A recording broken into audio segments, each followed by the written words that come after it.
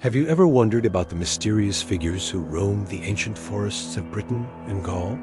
The Druids. Priests, magicians, scholars, judges.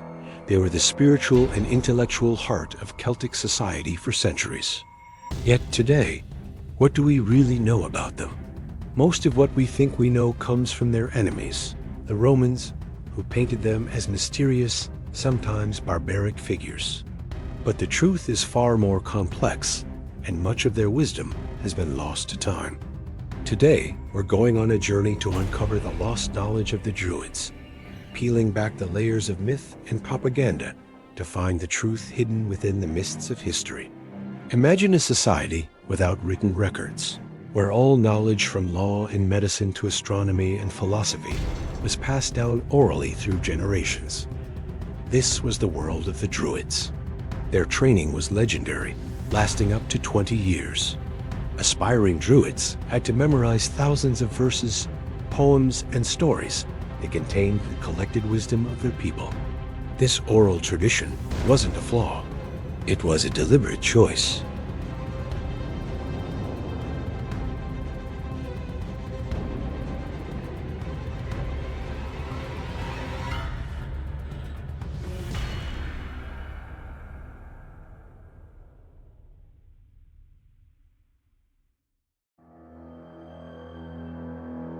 When the Druids disappeared, their vast library of oral knowledge largely disappeared with them.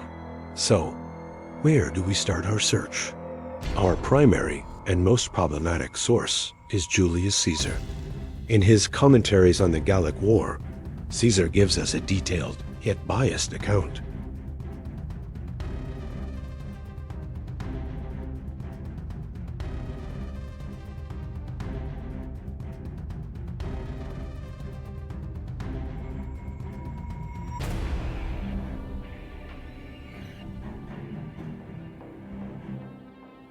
Their authority was immense. Anyone who defied their ruling was ostracized from society, a fate worse than death in the close-knit Celtic world.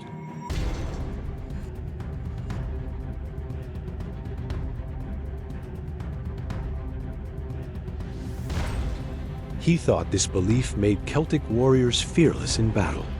But Caesar was a conqueror, and his writing was also propaganda designed to justify his invasion of Gaul.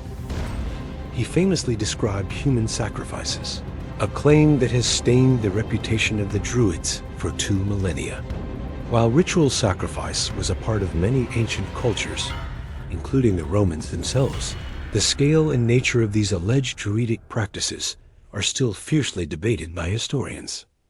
Did they really burn people alive in giant wicker men? It's possible this was an exaggeration, a way to paint the Celts as savages in need of Roman civilization.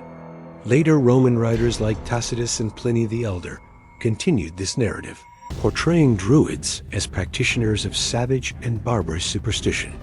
To find a more balanced view, we need to look beyond Roman accounts. We can turn to Irish mythology, which was written down by Christian monks centuries after the Druids had faded, but it contains echoes of their pre-Christian world.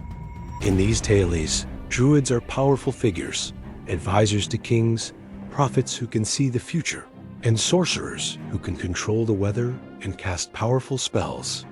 They are called Fili, or Druid, and they are respected masters of poetry, history, and magic.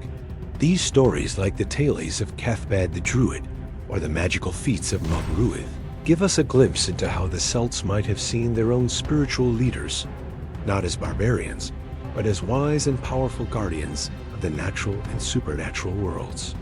One of the most fascinating areas of lost Druidic knowledge is their understanding of the natural world. Pliny the Elder tells us about their reverence for oak groves and mistletoe. He describes a ritual where a Druid, clad in white, would climb an oak tree to cut mistletoe with a golden sickle. The mistletoe, which they called All Heal, was believed to be a powerful medicine, a cure for all poisons, and a promoter of fertility. This points to a deep botanical and medicinal knowledge. The Druids were likely expert herbalists, understanding the properties of hundreds of plants for healing. They would have known which plants could soothe pain, which could fight infection, and which could induce visions. This was practical, life-saving knowledge, developed over centuries of observation and passed down through generations. Unfortunately, without their own written texts, this Celtic pharmacopoeia is almost entirely lost. Their knowledge of the cosmos was equally impressive. Caesar noted their expertise in astronomy. This wasn't just for stargazing. It was deeply practical.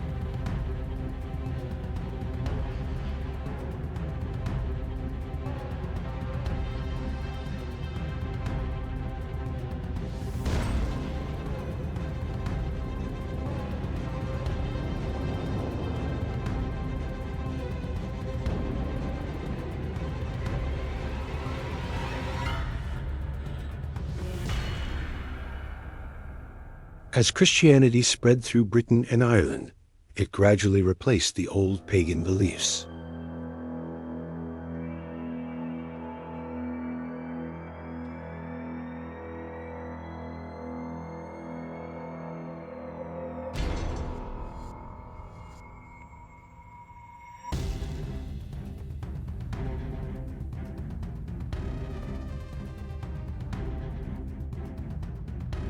Over time, the role of the Druid as a priest and spiritual leader was replaced by the Christian priest. Their roles as judges and advisors were taken over by new legal systems and royal courts. The oral tradition faded away, replaced by the written word of Latin and the Bible. In the end, the lost knowledge of the Druids is a profound lesson in the fragility of culture. A world of wisdom, held in the minds of a select few, was wiped away by conquest and conversion. What remains are fragments-biased Roman accounts, mythologized Irish tales, and archaeological clues. We can piece together a picture of a people deeply connected to nature, the cosmos, and the spiritual world. They were astronomers, doctors, judges, and poets. They weren't the cartoon wizards or bloodthirsty barbarians of popular myth. They were the intellectual and spiritual soul of a vibrant and complex culture. And though their specific chants and recipes may be lost forever, their spirit of seeking wisdom in the natural world continues to inspire people even today in the form of modern Druidry. Their sacred groves may be gone, but the mystery of what they knew will continue to fascinate us for generations to come. Thanks for joining me on this journey into the past. If you enjoyed this exploration of lost history, don't forget to like, subscribe, and hit the notification bell so you won't miss our next video. See you next time.